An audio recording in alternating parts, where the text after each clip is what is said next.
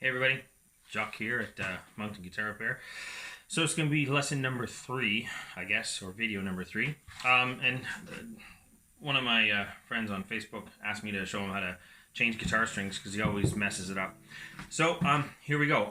There's a couple of things you're going to need. Now, one of the things that I use all the time to make things really quick is this little attachment that goes on the drill. You can get it at your local Long & McQuaid. It's made by D'Addario and Planet Waves.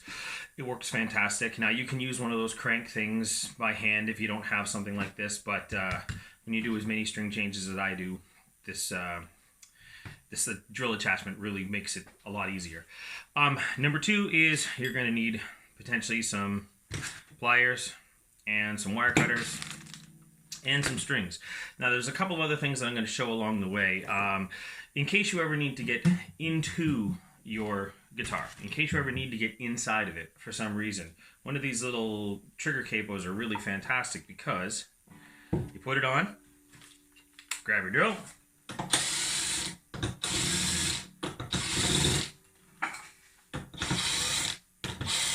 and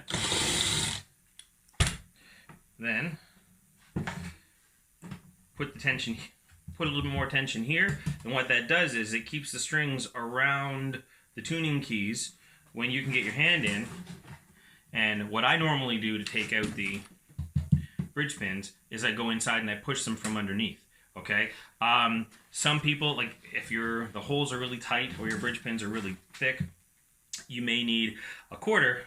And what you can do, if I bring it in closer, is you actually take and just use one pin to wedge against the other.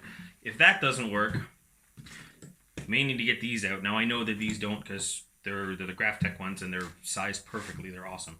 So, so what I do is I take my hand, push them in, and then strings are off, but they're not off over here. So I can do what I need to do, get in, change my battery, whatever, and then if I want to put the strings back on, I can put the strings back on. Less than 5 minutes, I'm in and out, done. But that's not what we're going to do today. So now I am going to take the strings off. Now I'm just using these, taking them and grabbing them and turning it off. Okay, so now once you got all that done, this is the part where I would normally clean the fretboard, polish the frets and all that other stuff, but right now I'm not going to do that. I'm just going to change the strings. So luckily with these D'Addarios, which is what I happen to be using now, they've got the colored ball ends. Each one of them is a different color, so you know exactly which strings are which. Thank you, D'Addario. Well, so now what I do is I take about 2 inches of the string and I put it into the hole. Now, then I take my bridge pin and put it in most of the way. Not completely, but most of the way. Okay? So then I give the string a pull. And then I push the bridge pin in all the way. Now, the reason for that is because basically your bridge pin is sitting inside of your guitar. I need something bigger than that. Okay, so imagine my hand is this, and the bridge pin is this little screwdriver. Well, you want the ball end to sit up right there where the 2 pieces meet. And that's what this does. It locks it in place. So now, where did I get there? Okay, next one, about 2 inches in. Most of the way in, give it a pull, and then push it down all the way. So now, the other thing, actually unwinding these can be a bit of a pain in the butt. A lot of people go with the pointy ends. I like to take the ball ends first and do that, and then I just slowly, I just do 1 or 2 loosens of the wrappings around and then pull the string out and everything comes out nice. So same thing, 2 inches in, most of the way in, give it a yank, push it down. Same thing, 2 inches in, you get the idea. Okay, now, so 1, 2, and then pull, and you're golden. So, same thing. So now, all of those strings are ready to be put on. They're all in here and they're not going anywhere. Now this is the tricky part, or sort of the thing that everybody gets all mixed up. So what I like to do is I like to make sure that the actual hole for the tuning key is facing at a right angle to the string, not straight. Other types of tuning keys that are locking or the speed loaders, they, yes, I do different things, and I'll address that in another video. But with these here, I want the hole for the tuning key to be at a perfect right angle. And why? What you want to do is take the string and go from the inside. See how there's an inside and an outside of the string, and you want it to be on the inside here, coming to the outside. Now, another question is how much string do I leave? Now, personal preference aside, generally speaking, I like to do approximately 1 hand width, give or take a little bit. Okay, so I'm about the 12th fret, and I've got the string over my hand here. Okay, now here is the trick: is once I've got that done, because the hole is at a right angle, I go like this, and I put a bend in the string. So now the string is making like a little Z here, straight in and out, and that locks the string in place. Like I can pull on that string quite hard, and there's no wrappings around the string or around the post, and the string still isn't moving. So that in and of itself is enough, in my opinion, to lock the string where it's supposed to be. Now here is the final little trick. Is this here. Now it's kind of hard to see, and I apologize. I'll do it like this. My finger acts like a tensioner, so I'm putting tension on the string by flexing my finger. You can see that, okay? Now my thumb is a guide that directs the string from the top of the post down towards the face of the headstock, okay? Because what you want is, you don't want the strings all wrapped around all gross. You want them to be nice and neat. And it's not just for looks, it's for tuning stability as well. But also, you want the string to get closer to the face of the headstock so that it has the correct break angle over the neck and you don't end up with buzzing and stuff, okay? So I'm going to do that. And I'm going to use my hand. So there, that is about right. Now, I'm bringing it a little closer. Okay, so you can see how it's coming off of here and going closer to the face of the headstock. Everything is all nice and neat. Then, I grab my pliers and cut it off nice and close to the post. So same thing. It's going to be at a right angle. Okay, from the inside out. Now, about 1 hand width, give or take. Do the lock, and then get the tension.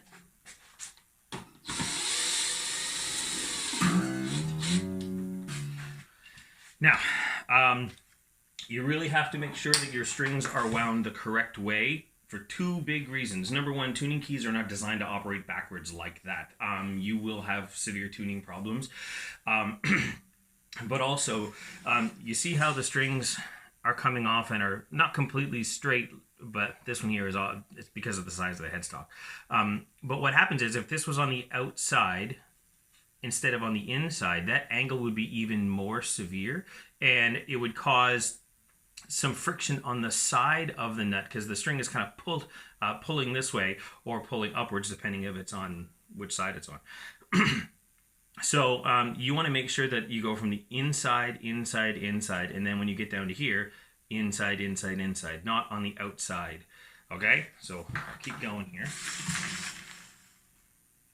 When you kind of get into a rhythm, you can kind of do it pretty quick.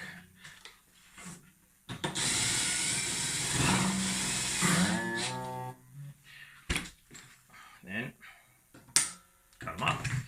Now, one thing I forgot to tell you is that the way with an acoustic guitar or an electric guitar with 3 on the side tuning keys, I always go 6-5-4, like E, A, D, and then I switch and I go 1, 2, 3. And the reason for that is because if I did the D string first, for example, I'm going to be in my way. The string is going to be there as I'm working, and it's going to mess things up. This way here, when I'm working on this, there's no strings in my way. When I'm working here, there's nothing in my way because this other string stops here, and same thing. So I'm going to start with the shortest string first and then continue on to the longest string.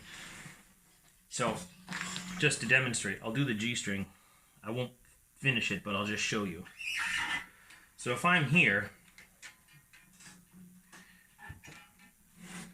and the G string, if the G string was there, as I'm trying to work around the high E string, it's in my way, and it just makes things more difficult than it needs to be. So if you do 6, 5, 4, and then 1, 2, 3, you're never getting all mixed up. Okay, so lock it. There we go. And another one. Sorry for the length of the video, guys, but you guys asked for it. And then the last one. So yeah, so like I said,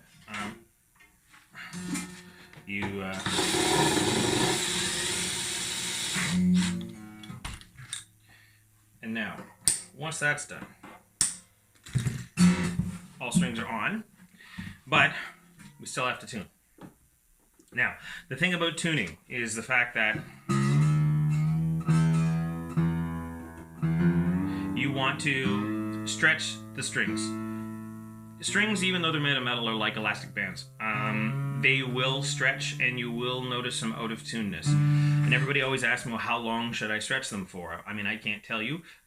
1 minute, 2 minutes, 5 minutes. However, what I say is use a tuner and keep stretching them until you can yank the string pretty far and not get any out of tuneness happening. So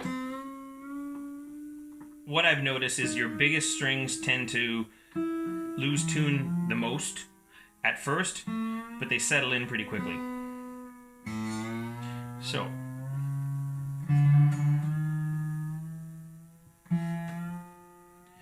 alright, almost done. Okay, so now, so if I'm here, I don't know if you can see that.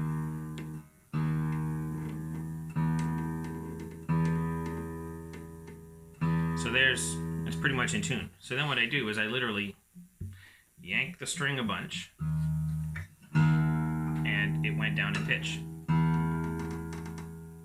So I keep going.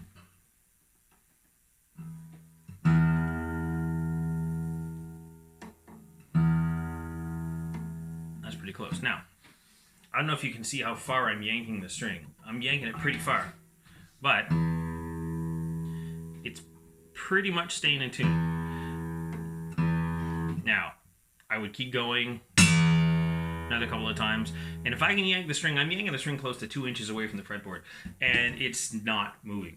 So that means it's pretty much done stretching. Sometimes it's quick like that, sometimes it's not.